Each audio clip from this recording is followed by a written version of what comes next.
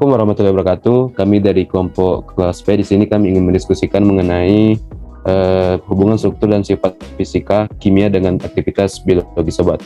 Adapun anggota kelompoknya yang pertama ada saya, Aminuddin, kemudian ada Renovia, ada Putri Nabila, ada Marta Veronica, ada Kidatul Izak, kemudian ada Utari Nurlinda, dan ada Putri Cahaya.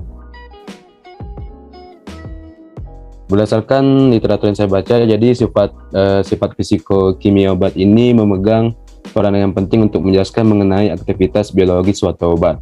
Selain itu, sifat fisiko-kimia ini juga memegang peranan penting dalam pengangkutan obat untuk mencapai reseptor. Jadi, obat mempunyai struktur yang khas untuk obat tersebut mencapai berikatan dengan reseptor di dalam tubuh. Jadi hanya obat tertentu saja yang mempunyai struktur khas yang tinggi untuk dapat berinteraksi dengan reseptor biologi pada dalam tubuh. Silakan Marta. Izin bertanya, saya di sini meragukan statement Amin karena di situ tertulis bahwa obat memiliki struktur khas. Apakah semua obat memiliki sifat khas atau spesifikasi? Apakah ada obat yang tidak khas atau tidak spesifik strukturnya? Terima kasih. Izin menjawab. Nah, berdasarkan literatur yang saya baca, bahwasanya kekhususan atau kespesifikan struktur suatu obat itu dibagi menjadi dua. Yang pertama, obat yang bersifat struktur tidak spesifik, yang kedua obat yang berstruktur spesifik, di mana obat yang berstruktur tidak spesifik ini merupakan obat yang bekerja secara langsung dan tidak tergantung dengan struktur kimianya, kecuali struktur kimia mempengaruhi sifat fisiko-kimianya. Nah, aktivitas obat yang berstruktur tidak spesifik ini, aktivitas biologisnya obat tidak spesifik, hanya disebabkan oleh sifat fisika molekul obat seperti kelarutan, derajat ionisasi, aktivitas permukaan, dan termodinamika.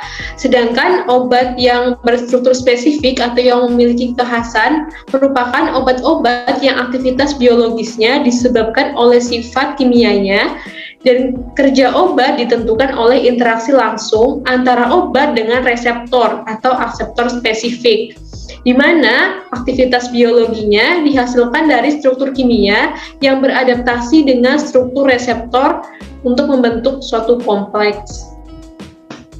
Sekian.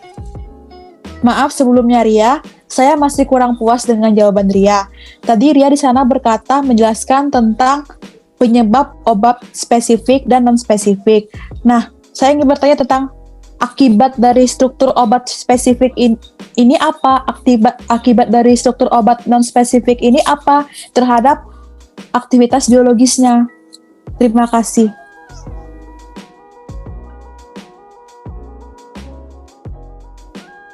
Baik, izin menjawab. Berdasarkan literatur yang saya baca, dapat diasumsikan bahwa obat-obat yang berstruktur non-spesifik itu bertindak secara proses fisika kimia dengan beberapa alasan. Nah, untuk alasan yang pertama, aksi biologisnya itu berlangsung dengan aktivitas termodinamik yang biasanya tinggi, berkisar di antara 1 sampai 0,01.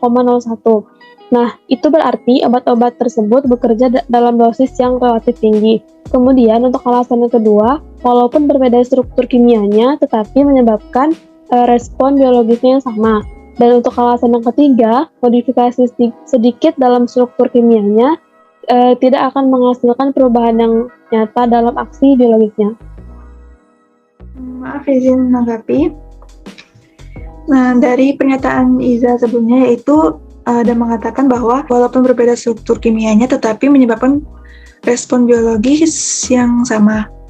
Namun bukankah jika struktur tersebut berbeda akan mempengaruhi sifat fisikokimianya, dan sifat fisikokimianya juga akan mempengaruhi aktivitas biologisnya, yang berarti bahwa jika struktur kimia dari suatu obat tersebut berbeda, maka aktivitas biologisnya juga akan berbeda.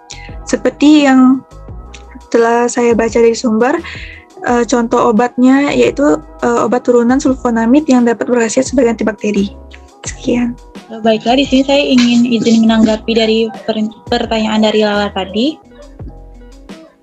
bahwa di sini memang struktur obat itu dapat mempengaruhi sifat fisikokimia dari obat tersebut, yang mana nanti akan berpengaruh terhadap efek biologis yang dihasilkan.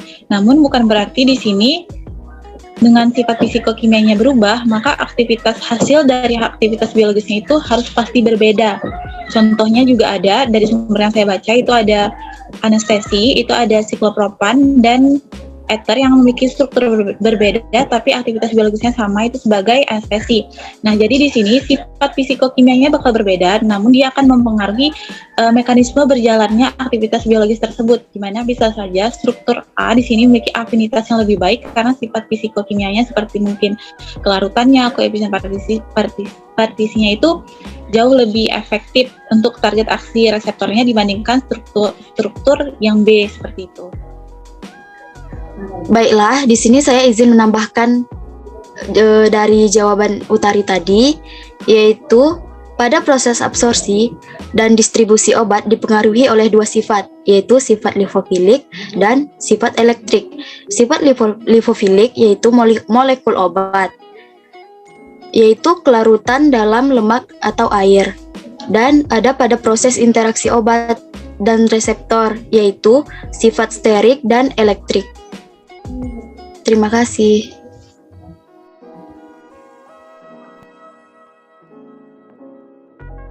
Izin bertanya. Nah, berdasarkan pemaparan dari Putri Cahaya tadi, bahwasanya kelarutan ini berhubungan dengan absorpsi dan distribusi suatu obat. Lalu yang saya tanyakan di sini, absorpsi dan distribusi obat yang bagaimana yang itu dipengaruhi oleh suatu kelarutan? Sekian. Baik, izin menjawab. Untuk sifat hidrofilik atau hidrofobik itu berkaitan dengan kelarutan dalam air, sedangkan sifat lipofilik atau lipofobik itu berkaitan dengan kelarutan dalam lemak. Nah, untuk gugus yang dapat meningkatkan kelarutan molekul dalam air itu disebut dengan gugus hidrofilik atau polar.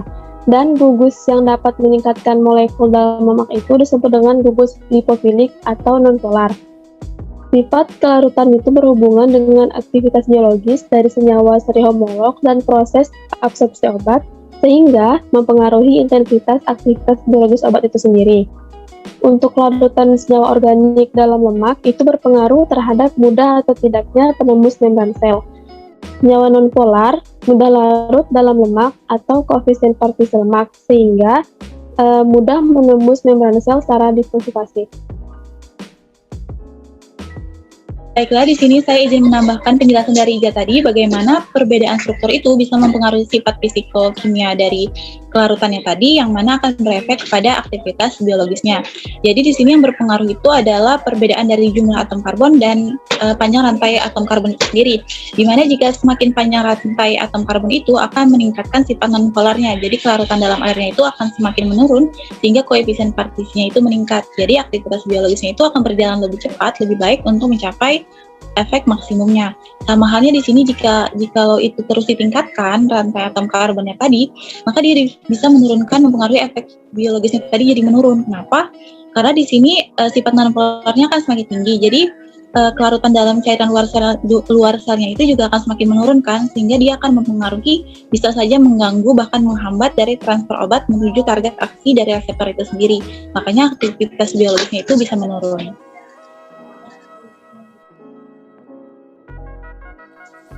Saya izin menambahkan jawaban dengan menampilkan suatu grafik.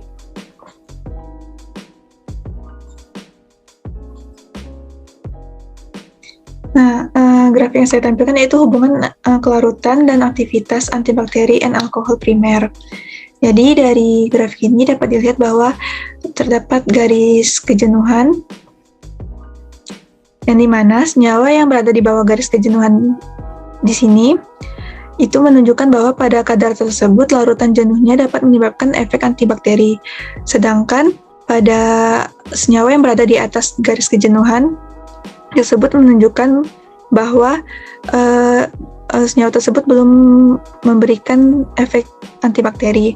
Nah, dari grafik ini juga dapat dilihat bahwa semakin ke kanan maka akan semakin menimbulkan efek antibakteri, yang dimana berarti semakin tinggi kelarutan akan menghasilkan efek antibakteri.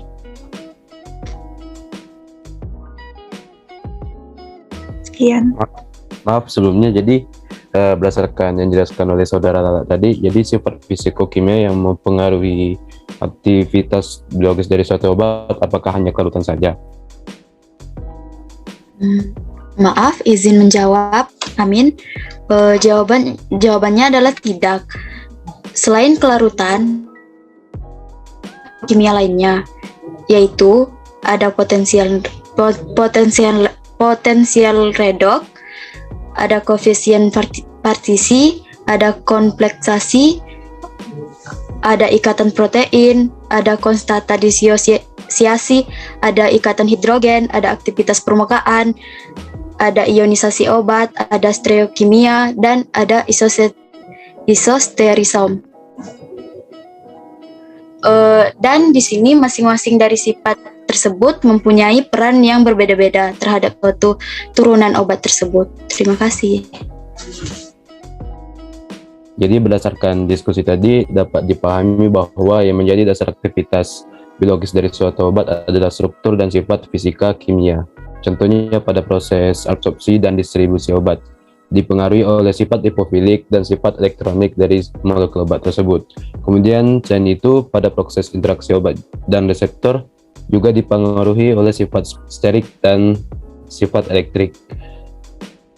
Yang kemudian hal ini menjadikan obat memiliki struktur yang khas untuk kemudian dapat bereaksi dengan reseptor biologi. Berdasarkan struktur ini, obat dibagi menjadi dua. Yang pertama ada struktur tidak spesifik. Struktur tidak spesifik artinya obat bekerja tidak tergantung pada struktur kimianya, sedangkan struktur yang spesifik yaitu obat yang bergantung pada sifat fisikokimianya seperti yang disebutkan tadi. Adapun sifat fisikokimia yang di sini dimaksud yaitu seperti absorpsi, kelarutan, kemudian ada koefisien partisi, potensial redox, kompensasi, stereokimia, kemudian ada ikatan protein, konstanta disosiasi, ikatan hidrogen, ionisasi obat, aktivitas permukaan, serta isosterisme. Baiklah, itu saja diskusi dari kami. Lebih dan kurangnya kami mohon maaf. Atas perhatiannya kami ucapkan terima kasih. Assalamualaikum warahmatullahi wabarakatuh.